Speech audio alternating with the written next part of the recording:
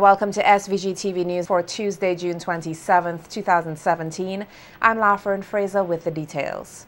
The judgment in the election petitions filed by two candidates for the New Democratic Party in the December 2015 general elections will be handed down in the High Court here on Friday. The NDP leader issued a statement today on the pending judgment, noting that the court's decision is of great interest to all Vincentians at home and abroad, as it will help to determine finally the outcome of the 2015 general elections. According to Friday, they must rely on the justice system to do its work impartially and in accordance with the tradition of democracy. He said they are very hopeful that the results will be favorable to the petitioners so that the petitions can finally be heard on their merits. The opposition leader said the cases help to defend Vincentians' rights to free and fair elections in St. Vincent and the Grenadines. The opposition leader said the party will continue to do the bidding of the people and do all that is necessary to promote and protect democracy in the country. According to Dr. Friday, he will be in court on Friday with other supporters of the NDP to receive the judgment of the court. Meanwhile, lawyer for the respondents, Queen's Counsel Anthony Astafan, said they will wait for the judge's decision on Friday. He hoped that the opposition would accept the ruling, but noted that his team will do what is needed if the decision is not in their favor. To hear what the learned judge had to say, I think the learned judge had displayed considerable judicial control over the proceedings in order to have it done in time. It was clear to me, based on the questions that she asked, that she fully understood the issues. So whatever decision she makes, we will live with it. If she rules in our favor, then the other side would appeal. If she does not, then we have to take whatever steps are necessary to proceed to wherever. Astafan said that his team has already put forward the appeal for a waiver in the ruling, as Queen's Counsel Stanley Stocky John changed his mind after originally expressing confidence in the ruling made earlier by Justice Brian Cottle, when the ruling turned out not to be in his legal team's favor. Having received the written ruling of the Court of Appeal on the manner in which the clear and obvious waiver of the appellants and Mr. Stanley John QC and Mr. Keith Scotland was dealt with by the Court of Appeal, we have asked the court, we have filed an application today to ask the court to reopen the hearing of the Court of Appeal on the issue of waiver, because we think that it's well, I think it creates a great deal of uncertainty and brings a lot of confusion into the administration of justice, because it means that, as happened in this case, a judge could invite lawyers to object to him. They not only don't object, they express the greatest confidence in him, argue for an entire day. When they lose, blindside the court, the judge with an appeal on the ground of bias. And I have felt, I think I've told you so outside the court, I have felt deeply troubled by that from day one. Former opposition Senator Vinette Frederick has been cleared of 9 charges of perjury brought against her by the state. The appeal was heard today in the court by Chief Justice Dame Janice Pereira, His Lordship Mario Michel, and Acting Justice of the Appeal, His Lordship Paul Webster. The ruling certified through a court order that 1. The appeal is allowed. 2. Written reasons to follow at a later date. 3. The respondent shall pay costs to the appellant to be assessed if not agreed within 30 days. Frederick told SVG-TV News earlier that this brings 6 years of having the charges hanging over her head to an end. She believes that the charges brought against her was nothing more than a political witch hunt. That appeal was successful, so the appeal was allowed. So I won that appeal, and the issue of costs is to be determined, to be assessed within the next month. So that's where we are. So basically, the charges that were brought against me, for 6 years, I've been on bail, and the matter has concluded today in the Court of Appeal with me winning the appeal and the charges now disappearing as a consequence of the win. I had been keeping a stiff upper lip, as they say, going about my business, practicing and being involved in politics and so on. And I understood from the moment that it happened that it was a political exercise more designed for the optics than the actual truth of any charges that would have subsisted against me or, would have been brought against me by the state. So it is good to know that the charges no longer hang over my head. Frederick expressed gratitude to her legal team, family and friends and admitted that the journey took an emotional toll. I'm thankful to my lawyers, Keith Scotland, who would have argued the appeal today in St. Lucia. He was junior today by Leslie Prosper, and I want to thank both of them for appearing. I could not attend myself. And of course, Queen's Counsel Andrew Pilgrim as well, who also, although he couldn't make it to St. Lucia, was integrally responsible and involved in my appeals process and was representing me from the time of my arrest. They were actually present when I was rearrested. And, I'm just really pleased, really happy for my parents as well. My father would have come to court with me on every occasion since this happened 6 years ago. And, he's 92 years old now and 93 in September, and just really pleased for him. And happy for my mom, who was in tears of joy. It's as a lawyer, you understand what the process is and you understand what's happening and you understand where you are in terms of what the law is doing. The lawyer said that she is undaunted by the attempts to seemingly break her. It's been 10 years and I feel like I have I've made a contribution there that I'm really proud of.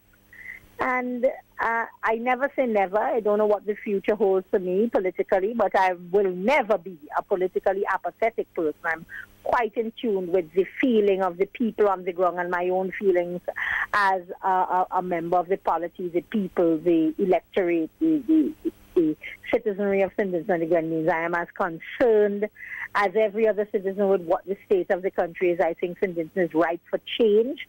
I believe that the New Democratic Party is the vehicle that could give the meaningful change we need to rebound our economy and across every sector. With a rise in the number of gun-related crimes in the country, questions are being raised as to how and where these guns and ammunition come from, since St. Vincent and the Grenadines does not produce them.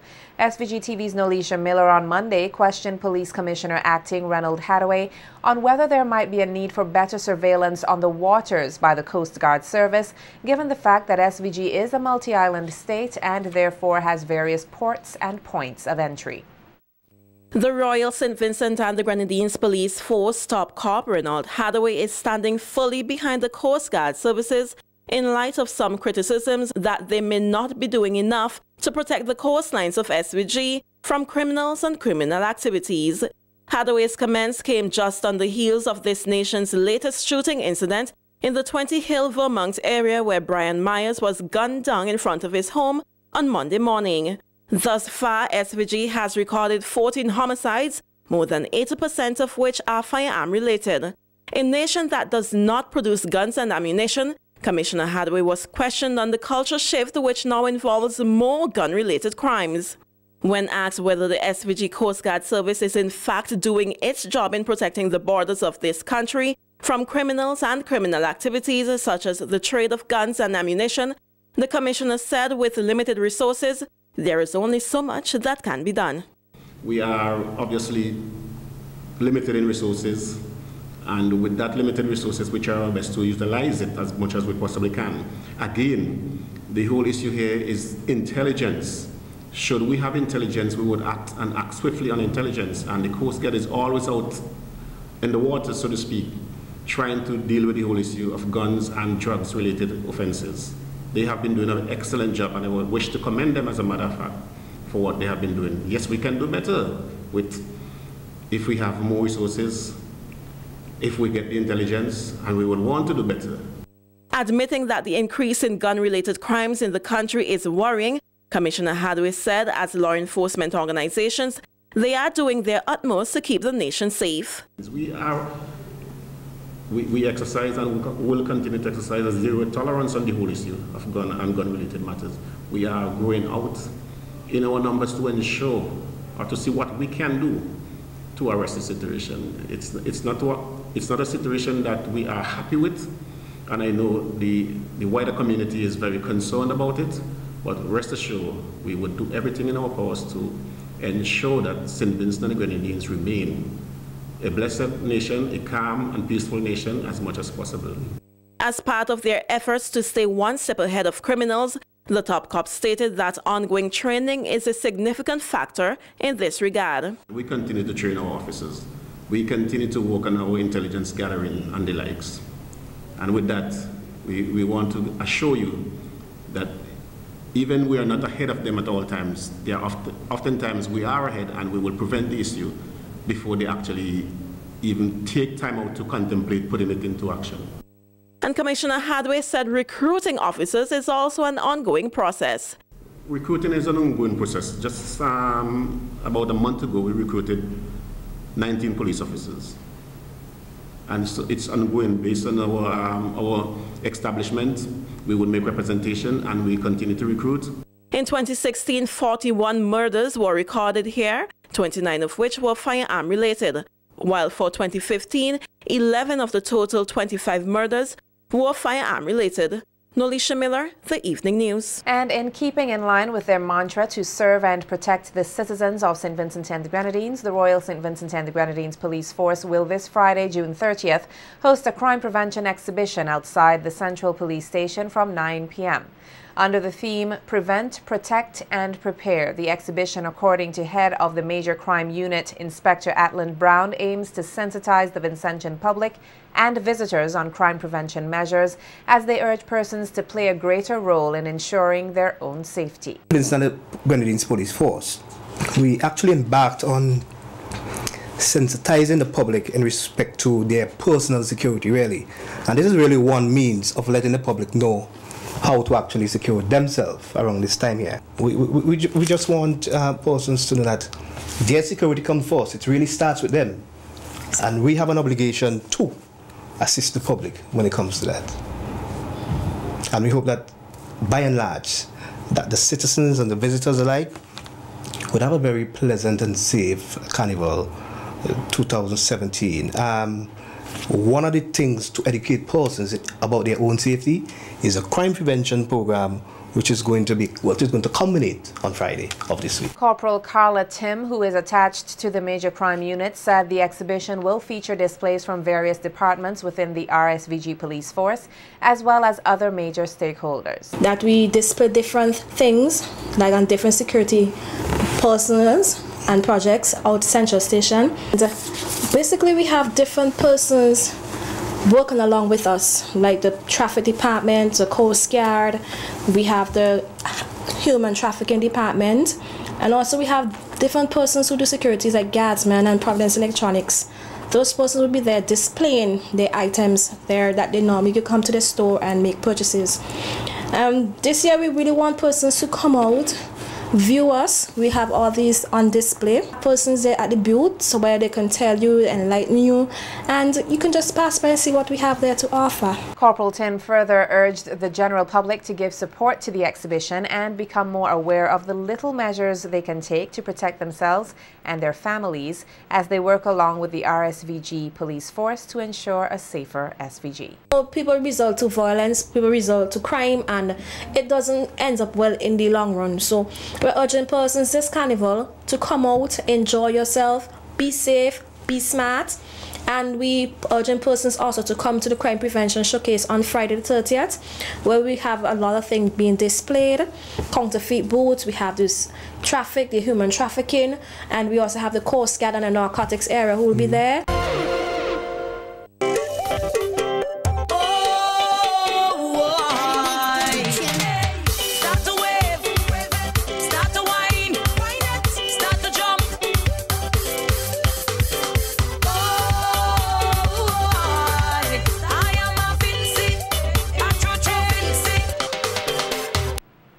In Carnival Beat tonight, there will be a new approach to Mardi Gras this year as the Carnival Development Corporation, or the CDC, seeks to lift the standard of the various CDC-hosted events. At a media conference earlier today, CDC Chairman Ricardo Adams announced that Little Tokyo will be transformed into a festival village on Mardi Gras Day come July 11th.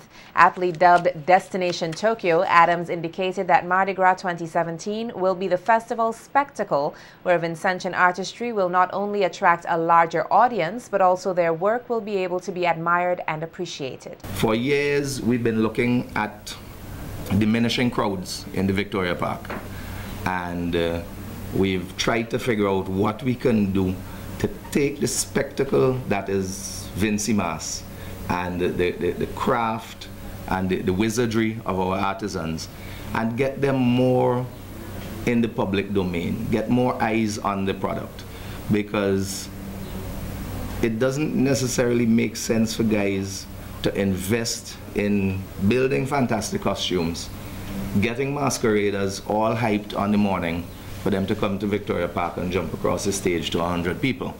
What we would rather do is have Mardi Gras out on the streets where a greater portion of the Vincentian public can witness the story that the masked men have to tell. So this year, we've taken a decision to attempt to turn Little Tokyo into a carnival city. In outlining the new approach to raise the bar for Mardi Gras Day, the CDC chairman stated that efforts are being made to ensure that all stakeholders are on board and vendors will not be at a disadvantage. We would like to transform Tokyo for that day into a festival village where the existing stationary vendors are not disenfranchised in that they can continue to have their operations. Those who are in the zones that we may have to do some dressing up on, or in areas that we may need to utilize, we're going to relocate them. They can continue to operate, but we're going to relocate them to a different area within the venue temporarily. And of course, the temporary structures that come in overnight, we're going to work again along with the ministry and some of the security services and the town board to have them relocated to a zone where they are as safe as they are in Tokyo as at this point in time. So we're working on all fronts, and we're really hoping that we would continue to get the support and that we would have a fantastic Mardi Gras. Adams further announced that the route for masqueraders in capital Kingstown this year will be extended. The route will be lengthened a little bit in that traditionally on the second round, when you're going around Kingstown as a mass band, you tend to have to turn and come up by the Anglican school, up by the Methodist church, and hold and wait while the bands that are coming out of park who have not as yet judged uptown, while those bands are allowed to pass. And so that created a little bit of a bottleneck over time. One of the advantages, of course, that we have now is that on your first, second, and third rounds, and hopefully some bands will get to doing 4 rounds, you can continue all the way down Bay Street and continue to come up by Public Health and back onto Back Street down in that area. So that, to a certain extent, lengthens the Mardi Gras parade route. And we're hoping that that would give more bands an opportunity to be able to continue to move, because mass really ought to be mass on the move. As we celebrate 40 years of June-July Mass here in SVG, various entities have seen it fit to do their part to enhance the Vincy Mass product. One of such being the Party Nation Mass Band, another new face to take part in the mass component of the festival. Aiming to produce a unique experience on the road, Party Nation Mass is currently finalizing their 2017 production, Ultra. We hear more in this report by SVG-TV's Nikita Tony.